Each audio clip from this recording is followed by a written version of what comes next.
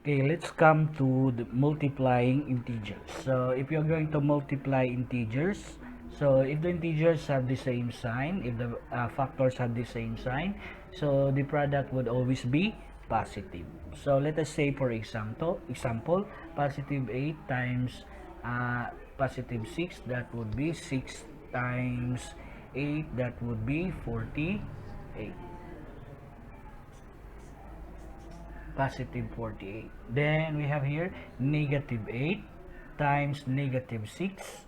So they are all the same sign, negative. So that would be 48, negative 48. Next, so if you're going to multiply different sign of integers, so the product would be negative. Okay, for example, positive 8 times negative 6, that would always be negative 48. Next, negative 8 times 6, that will be also negative 48, since they have different signs. So here, any integer and a 0, a product of any integer and a 0 would always be 0. Okay, so let us say, for example, negative 8 times 0 is always be 0. Then positive 8 times 0 would always be 0.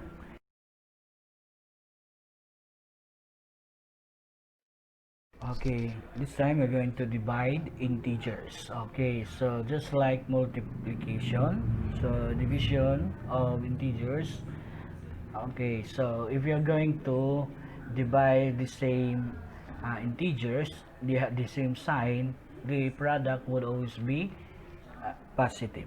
Okay, so for example, 12, positive 12 divided by positive 4, that would be positive 3. Then we have here negative 16 divided by negative 8, that would be positive 2.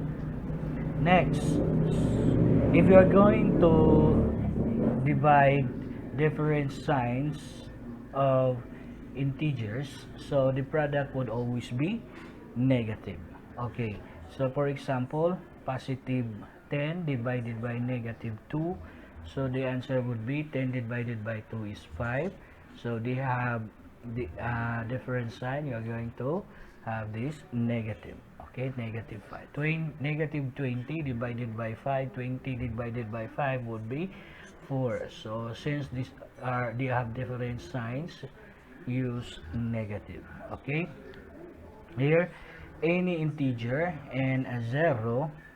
So if you're going to divide an integer and 0 and an integer, the quotient will always be 0. Example, 0 divided by positive 6 will always be 0.